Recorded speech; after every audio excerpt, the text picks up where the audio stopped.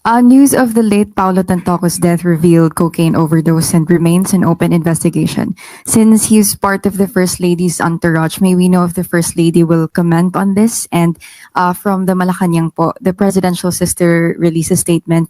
Senator Amy is calling for a comprehensive report from the palace to dispel further speculation. Nakakalungkot dahil yung mga pribadong tao na nagluluksa ay nadadamay sa pamumulitika. Ginagamit ng ibang mga obstructionists para masira ang First Lady, ang Pangulo at ang administrasyon na ito. Nakakahiya ang kanilang mga ginagawa. Unang-una, si Mr. Paulo Tantoco ay hindi po kasama sa official entourage ni FL or ni First Lady ng unang ginang. Nakakahiya dahil gumawa sila ng peking police report. Naturingan journalist, mga dating spokespersons, hindi marunong mag-imbestiga ng sarili. Hindi sila nagiging journalist, kundi nagiging propagandista ng kanilang mga sinusulong na interes. Ang sinasabing police report na naipost sa Facebook ay isang malaking kasinungalingan. Kahit kayo po mismo ay maaaring mag-imbestiga sa nasabing lugar sa Beverly Hills Police Department para malaman nyo na yung nilagay sa Facebook na may guhit na color pink, kung hindi ako nagkakamali, ang parting yon ay dinagdag lamang. Nag-start ang mga salitang, and I quote, "and the cause of initially suspected to be drug overdose," up to the word Miro, yan po ay dinagdag lamang. Ito ay mga gawain upang masira ang unang ginang, ang Pangulo, at ang administrasyon na ito para sa pampersonal na interes. Tandaan po natin, ang unang ginang po, nung siya ay nasa Los Angeles, ay meron po siyang security service na provide ng US. At meron din po siyang kasamang PSG. Hindi rin po siya nag-stay sa nasabing hotel ni Mr. Tantoco. Iba po ang kanyang hotel. At meron po siya mga activities, March 8. Kung pwede po nating maipakita sa monitor. March 8, makikita niyo po sa screen na mayroong konsyerto para sa Filipino. Makikita niyo sa larawan din, Secretary Cristina Frasco. March 8 yan ginanap, hapon hanggang gabi. Paanong masasabi ng mga obstructionist na to, ng mga fake news peddlers na to, ang patungkol sa nakita nilang mga tao doon sa vicinity? Kaya po yan ay dinagdag lamang. Nandito naman po yan sa Facebook ng unang ginang. Pero kahit ito po ay nasa Facebook at ito po ay naire-report naman, pilit nilang binabago ang kwento at nakakalungkot dahil kapwa Pilipino ang kanilang niloloko para sa kanilang personal na interes. So muli, sa mga journalist na nagpapanggap na kayo journalist, pero lumalabas na kayo propagandista, maawa po kayo sa bansa. Maawa po kayo sa taong bayan. Huwag niyo pong lokohin ang mga Pilipino. Sunod na tanong, Tina Maralit, Manila Times. Good afternoon, Yusek.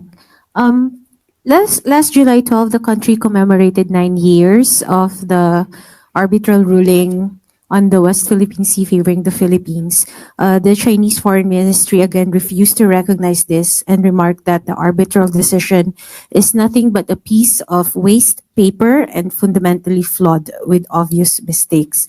What is the palace's take on this? Parang nadinig na po natin yan nung nakaraan pa. Na ang sinasabing arbitral award ay isang papel na dapat lamang ibasura. Hindi po ganyan ang paningin at pananaw ng kasalukuyang administrasyon. Nagsalita na po si Secretary Tess Lazaro, nagsalita na rin po si Secretary Gibo Teodoro, pati na po si Secretary Anyo. Isang tagumpay po na mapaalam sa buong mundo kung ano ang ipinaglalaban natin at kung ano ang para sa Pilipinas at para sa taong bayan. Muli, ang Pangulo, hindi isusuko ang soberenya, ang karapatan ng bansa at ang taong bayan, kahit kanino pa man. Follow-up lang po, Yusek. What would the palace like to convey to the countries who continue to stand by the Philippines with regard to the issue on the WPS? Muli, tayo ay lahat Pilipino.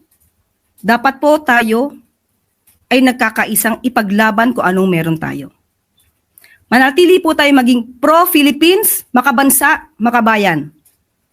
Huwag natin tularan ng iba na not pro any country. Thank you. Next question, Ace Romero, Philippine Star.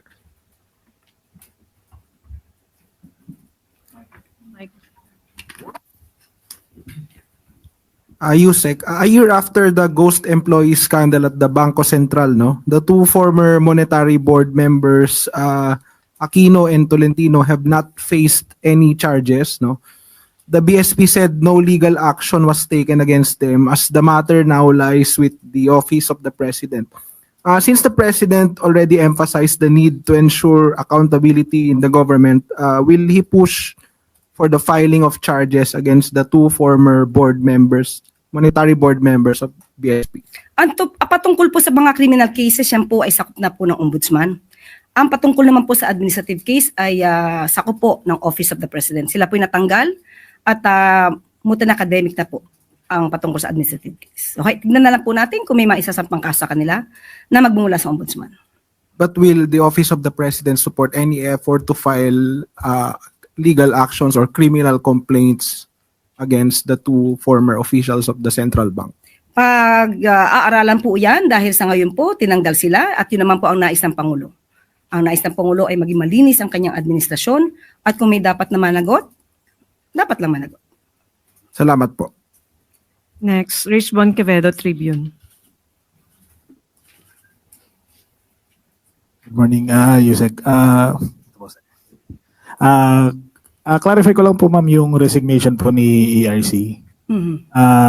Ano ba yung may reason po ba siya na ibinigay or ano rin po yung surrounding ano po ba siya? Was it forced resignation, part of the courtesy resignation or on her own decision po? Irrevocable resignation po kasi ang kanyang ibinigay at yun lamang po ang aking maibibigay sa kasalukuyan. Okay pa. Question lang din po, Yusek, kasi may statement po si Senator Raffy Tulfo about online gambling. He is hoping that, isingit ko lang po ito, he is hoping that in the upcoming SONA magkaroon po ng somehow decision si President Marcos regarding the banning of online gambling. Ang mga pagpapas ng ganito po ay talagang pinag-aaralan kung ito ba'y makakaapekto sa ekonomiya, makakaapekto sa mamamayan, at hindi po tayo maaaring magpadalos-dalos dito. Dahil minsan ko po, kapag ka po mismo ang legal at license na mga online gaming sites ang iyong ibaban, mas dumadami ang mga illegal na online gaming sites. At yan po ay mas nakakaapekto sa ekonomiya. So pinag-aaralan po yan ng Pangulo. So wala po, ma'am, na ongoing po, ma'am. Right currently po, ma'am, may discussion po ba with the President Marcos and concerned agencies regarding po dito sa issue na to? Kasi nag-viral na po siya and across all industries na po, para naapektuhan na rin siya. May discussion po ba with? Opo, pinag-aaralan po siya. On my part na lang po, Yusek. In relation to the upcoming SONA, may last time po kasi nagkaroon ng parang letters na natanggap si President Marcos from yung mga supporters niya, yung mga gusto po magpahatid ng mga mensahe. This time po ba may ganun po ba ulit na pangyayari, something that the Filipinos would want to hear from the President, or something that would help the President decide on his agenda in the next 3 years? May ganun po ba? Meron po. Meron po. Meron pong ganyan. Malalaman po ba namin dito, Yusek, or abangan na lang po namin sa... Mas masarap yung exciting part sa SONA. Diba? Thank you po, Yusek. Next, Dexter Cabalza, Inquirer.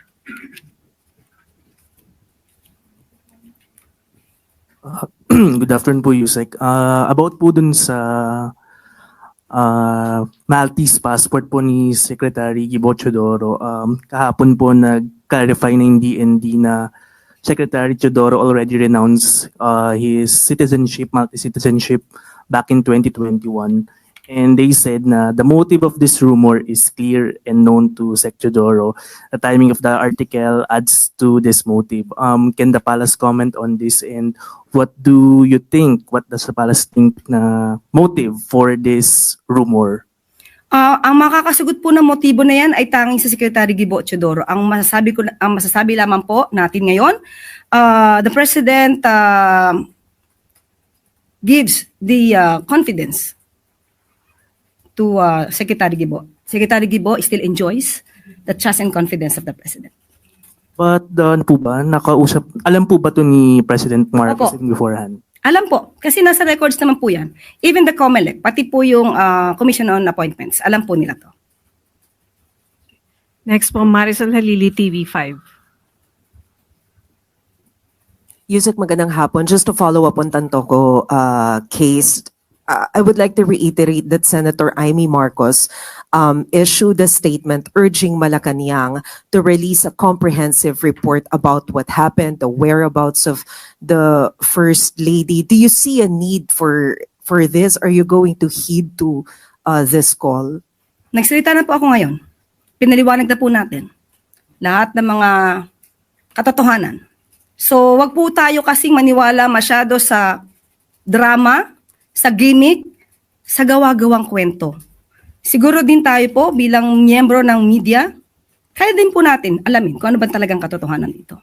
So, sinasabi ko na po, yung police report na yan, it's a fake document. Pero how's the First Lady, Yusek? Walang, okay lang siya. Alam niya kasi po yung katotohanan. Sa totoo lamang po ayaw niya sana to nang lumaki pa dahil ang administrasyon na ito ay para ipakita ano bang ginagawa ng Pangulo, anong trabaho ng Pangulo, at paano ba kami magtrabaho para sa taong bayan. Pero pilit na ginigiba, pati ang unang ginang, para maapektuhan ng Pangulo at ang kasalukuyang administrasyon. Pero wala pong ikinababahala ang unang gilang dahil alam po niya ang katotohanan at makikita mismo ang mga records na yan. So ang dapat mabahala dito, yung mga naninira sa kanila dahil hindi nila magigiba sa gamit na to, ng mga fake news na to, ang administrasyon na ito. Chris Jose Remate. Good afternoon, ma'am. Ma'am, tumaas po yung trust rating ng Pangulo nung May 38%, ngayon June 48%. Ano po yung nakikita nating factors na nakatulong para po tumaas yung trust rating ng Pangulo despite po ng political noise at pamumulitika laban sa kanya at sa administrasyon po? Oo nga no, kahit na sobrang panggigiba sa kanya ng mga obstructionist na ito na walang magawa kundi manira na manira at hindi makita magagandang trabaho ng Pangulo. Sa ating palagay, yung mga taong mga respondents dito na siyang naging parte ng survey na ito ay nakita nila kung ano ba ang ginagawa ng Pangulo at ng administrasyon. Pero tulad po na sinabi natin, masaya naman na nakikita na po ng taong bayan ang ginagawa ng administrasyon. Pero muli, uulitin po natin, ang numero po ay hindi po magiging factor para sa Pangulo na magpakampante. Dahil kahit ano pa pong numero ang lumabas sa survey, tuloy-tuloy lang po ang ating Pangulo at ang administrasyon na to na magsilbi at magtrabaho. So ma'am, parang sinasabi niyo po na numbers lang naman ito po. Kasi ma'am, si VP Sara po, 61% ang trust rating niya. Ano po kayang gagawin ng gobyerno para man lang makadikit doon sa trust rating ng... Wala po kaming gagawin kundi magtrabaho. Magtatrabaho po kami na magtatrabaho at hindi po kami magbabakasyon hanggat sa kakayanin.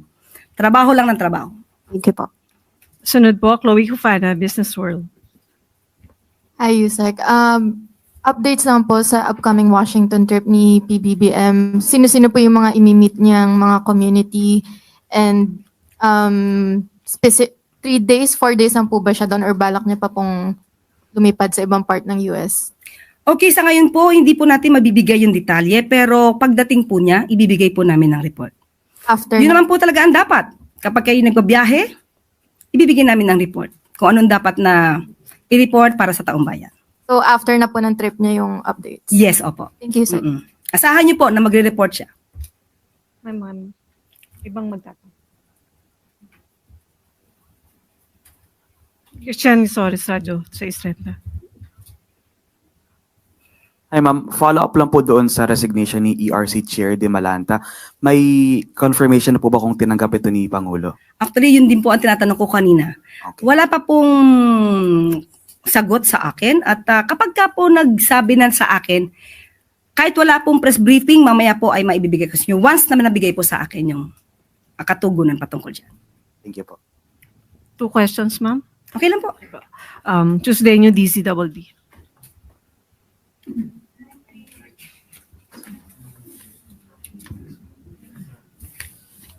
Hello, ma'am. Follow up lang po, ma'am, sa SONA. Sabi nyo, past weeks ay baka itong following weeks makapagbigay na kayo ng other details. So, may we know, ma'am, kung ano ba ang magiging tema ng SONA ni Presidente, kung mayroon na po bang, kung siya na mismo yung gumagawa ng kanyang magiging speech, or ano po ba yung iba pang mga detalye ng SONA niya? Sa ngayon po muli at hindi pa rin po ako nabibigyan ng anong detalye pero ito po ay piniprepare na po ng Pangulo. Siya po mismo ang nag-aaral at kung ano kanyang isisiwalat at i-report sa SONA. At kapag ka po nabigyan ko po kayo, kahit hindi nyo na po ako tanungin, ilalagay ko po agad sa press briefing natin. Thank you po. Last question, Pia Gutierrez, ABS-CBN. Quick follow-up lang dun sa Tantoco. Are legal actions being contemplated, lalo na dun sa mga nagpakalat nitong fake na police report, especially that this concerned the First Lady po? Pag-aaralan po yan. Mukhang napapanahon po, pero pag-aaralan po. Hindi po dapat manatiling ganito na dahil isang journalist o isang parte ng media nagsasabi ng kasinungalingan at maaaring paniwalaan ng mga kapwa natin Pilipino. So nakakalungkot po yun. At medyo nakakahiya. Okay. Para sa soberanya ng Pilipinas sa West Philippine Sea, sang-ayon sa paninindigan ni Pangulong Ferdinand R. Marcos Jr., patuloy na ipinaglalaban ng pamahalaan ang soberanya ng Pilipinas sa West Philippine Sea sa pamamagitan ng diplomacy, capability, building international partnerships, at mapayapang pamamaraan. Patuloy din sa nahinihikayat ng Marcos administration ang taumbayan na suportahan ang gobyerno upang igiit ang 2016 South China Sea Arbitral Award bilang pundasyon ng national sovereignty. Sa Pulse Asia survey na ginawa noong June 26 hanggang June 30, 73% ng mga Pinoy ang gustong ipagpatuloy ng pamahalaan ang sovereign rights ng Pilipinas sa West Philippine Sea. Kasalukuyang ginugunita ng bansa ang 9th anniversary ng Arbitral Award, patunay na nagpapatuloy na commitment ng Pilipinas sa rule of law at sa UN Convention on the Law of the Sea or UNCLOS. Ang nasabing award ay nagpawalang bisa sa historic rights at 9-dash line ng claims ng China. Isang kumpirmasyon sa sovereign rights ng Pilipinas sa loob ng exclusive economic zones sa bansa.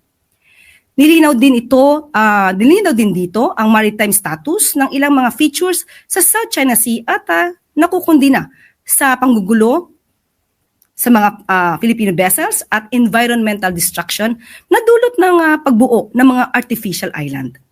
Naninindigan ang Marcos administration na nanatiling legally binding at nagsisilbing cornerstone ng international maritime law ang arbitral ruling na siya ring nagsilbing gabay sa national policy, kabilang na ang Philippine Maritime Zones Act at nagpapalakas sa legal at operational posture ng bansa.